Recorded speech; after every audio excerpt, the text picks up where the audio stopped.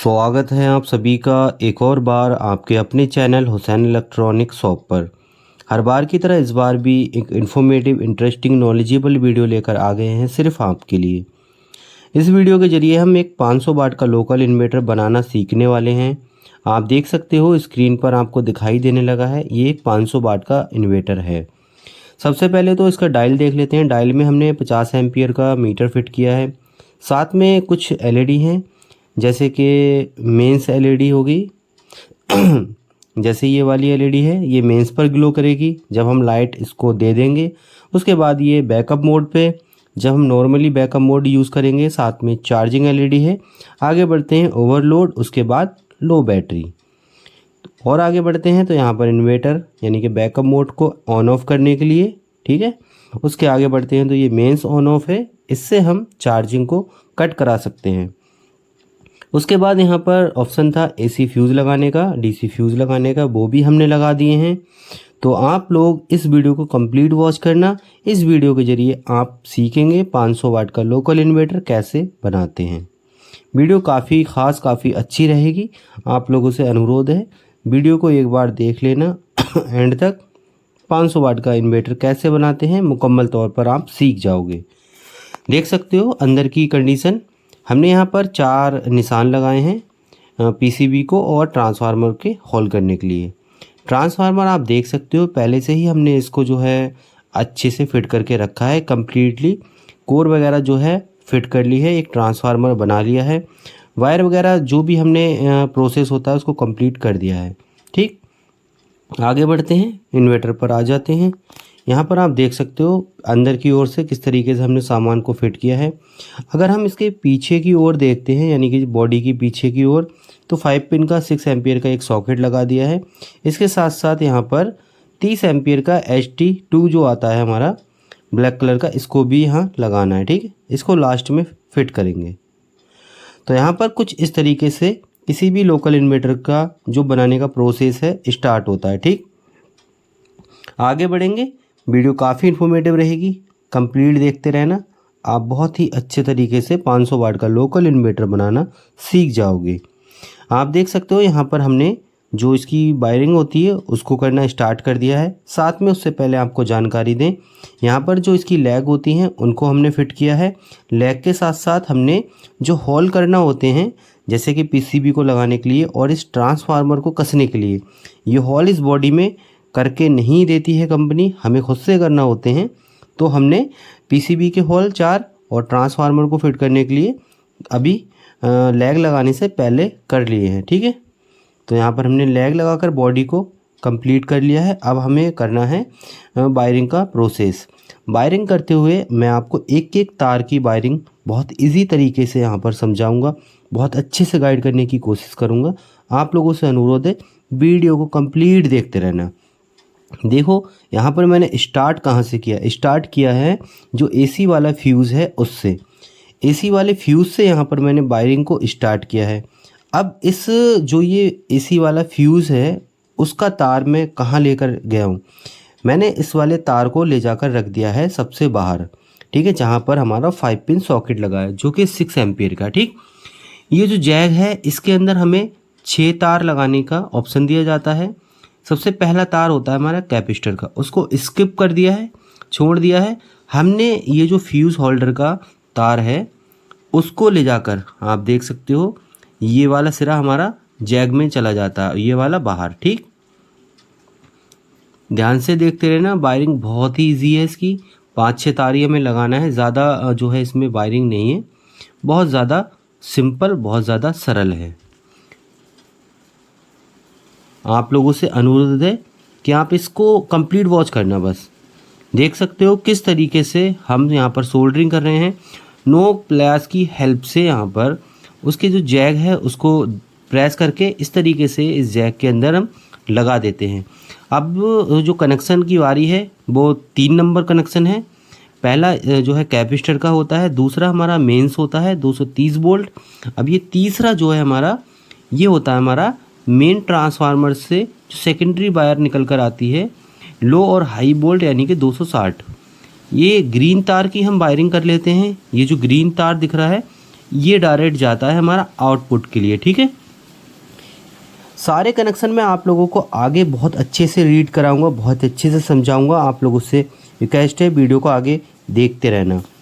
देख सकते हो यहाँ पर हमने पहले को तो छोड़ रखा है हमने, कैपेसिटर का है, दूसरा, तीसरा और यहाँ पर चौथा कनेक्शन कर दिया है, ठीक है। ध्यान से देखते रहना। अब कनेक्शन नंबर है 5वें की, जो कि हमारे लो वोल्टेज होते हैं। जो हमारा मेन ट्रांसफार्मर है उससे सेकेंडरी बाइंडिंग जो निकलती है लो वोल्टेज और हाई वोल्टेज की, ये जो अभी वायर में लगा रहा हूँ 5वां यानी कि 5 नंबर कनेक्शन, ये हमारा लो वोल्टेज ट्रांसफार्मर का होता है, ठीक। इसका मेन काम लो वोल्टेज भी होता है एंड चार्जिंग भी होती है, ठीक। तो ये वाली जो वायर है 5वां नंबर जो ये अभी मैं काट रहा हूँ, ये हमारा जाएगा स्विच पर। हमने इस इन्वर्टर के अंदर जो 230 वोल्ट हमारी फेस आता है हमारा लाइट का, उसको हमने फ्यूज़ से डायरेक्ट कर दिया है, ठीक। जो स्विच हमारा है मेंस जिस पे लिखा है, उसको हम दे देते हैं 140 वोल्ट से स्विचिंग कराने के लिए। जैसे कि एग्जांपल के तौर पर हमें किसी भी वक्त अपनी चार्जिंग को बंद करना है, ठीक है, तो हम इस स्विच की हेल्प से चार्जिंग को ऑफ़ कर देंगे। अगर मान के चलें हमें बैटरी का जो है यूज़ नहीं करना है, तो उस दौरान हम लाइट का इस्तेमाल करते रहेंगे, चार्जिंग को कट कर देंगे, ठीक है। तो अब ये हमारा आ जाता है सबसे लास्ट वाला न्यूट्रल है इसके अंदर, ठीक है। तो ये प्रॉपर हमारे 5 कनेक्शन होते हैं जिनको मुकम्मल तौर पर हमने कर लिया है।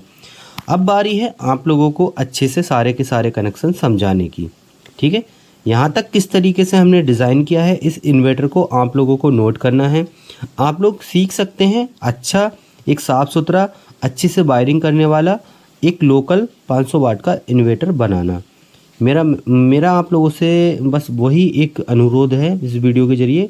वीडियो को पूरा वॉच कर लेना, 15-16 मिनट की वीडियो है, काफ़ी कुछ आप इस वीडियो से सीख जाओगे, ठीक है। तो यहाँ पर कुल मिलाकर हमने जो मेन कनेक्शन होते हैं वो सारे कर लिए हैं, ठीक। अब हमने इसके अंदर फिट कर दिया है ट्रांसफार्मर से लेकर जो भी कनेक्शन होते हैं वो मुकम्मल तौर पर हमने कंप्लीट कर दिए हैं। सारे कनेक्शन हमने कर लिए थे और हमने इस ट्रांसफार्मर को लगाने के बाद सारे कनेक्शन जो भी कंप्लीट होना है वो कर दिए हैं, ठीक। अब बारी है आप लोगों को समझाने की। पहले तो आप इस इन्वर्टर का डिज़ाइन देख लो। सबसे पहला होता है किसी भी चीज़ को अच्छे से डिज़ाइन करना। आप देख सकते हो इसकी डिज़ाइनिंग मैंने किस तरीके से की है। जो इसकी बॉडी होती है, इस बॉडी के अंदर बहुत ज़्यादा जगह नहीं होती है, उस जगह के अकॉर्डिंग ही हमें सारी डिज़ाइन यानी कि जो वायरिंग वगैरह होती है, जो तार वगैरह होते हैं, उनको डिज़ाइन करना होता है, ठीक। तो मैंने इस इन्वर्टर की बॉडी के हिसाब से ही इस इन्वर्टर को डिज़ाइन किया है, बहुत ही प्रॉपर तरीके से, बहुत ही साफ़ सुथरे तरीके से। 2 कलर की वायर को यूज़ किया है, एक ग्रीन और एक वाइट को, ठीक है। इस तरीके से मैंने इस इन्वर्टर को मुकम्मल तौर पर डिज़ाइन किया है, बना दिया है। अब ये जो हमारे मेन कनेक्शन हैं जो मैंने अभी किए हैं, उनको रीड कर लेते हैं, उनको समझ लेते हैं किस तरीके से हमें कनेक्शन करना थे, किस तरीके से हमने किए। हमारे पास ये जो हमने पीसीबी इंस्टॉल की है उसका सारा डायग्राम है, आप देख सकते हो। ये डायग्राम है, ये कुछ कनेक्शन है, ठीक है। तो पहला कनेक्शन यहाँ पर टोटली कनेक्शन 6 हैं, ठीक। हमने 6 कनेक्शन की जगह पर यहाँ 5 कनेक्शन किए हैं। पहला कनेक्शन जो होता है वो कैपेसिटर होता है, 1.25 का, जो हम नॉर्मली पंखे में यूज़ करते हैं, वो इस इन्वर्टर के अंदर यूज़ किया जाता है। वो एक ऑप्शनली होता है, आप कर सकते हो, अदरवाइज नहीं भी कर सकते हो, ठीक है। जो ये पहला वाला होता है टोटली यहाँ पर 6 कनेक्शन देने की जगह होती है। ये जो आप देख रहे हो टोटली 6।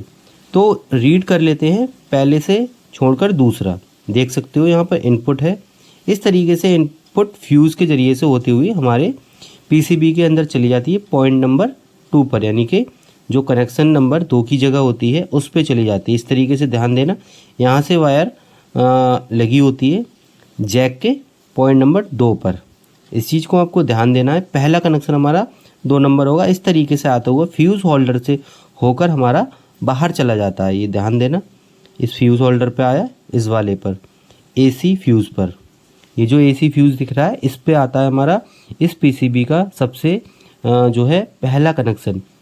क्योंकि हमने कैपेसिटर का यूज़ नहीं किया है तो हमारा जो 230 वोल्ट एसी कनेक्शन होता है उसको पहला ही हम बोल सकते हैं, ठीक।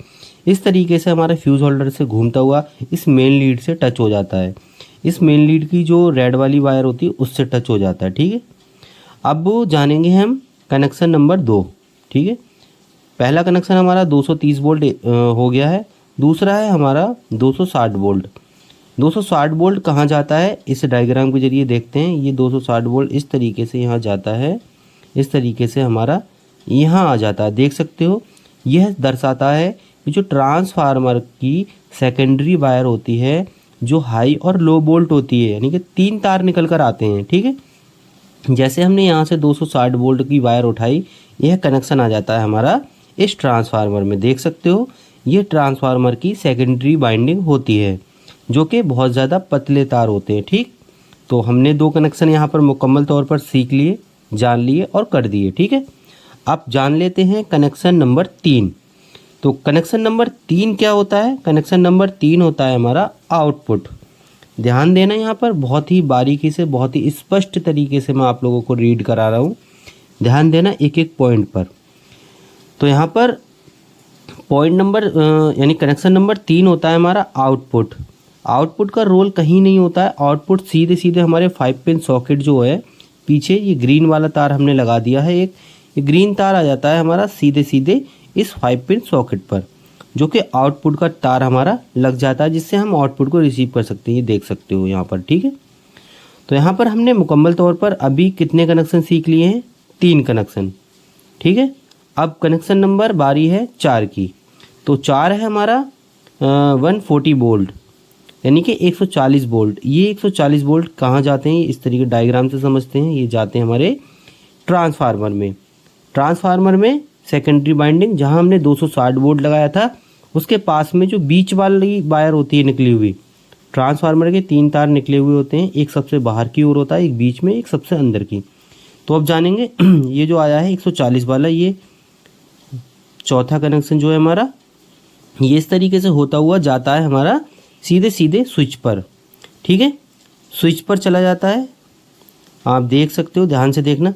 स्विच से होते हुए हमारा ये यहाँ आ जाता है, ठीक, 140 वोल्ट, ठीक है, जो कि हमारी ट्रांसफार्मर की सेकेंडरी वाइंडिंग है, ठीक।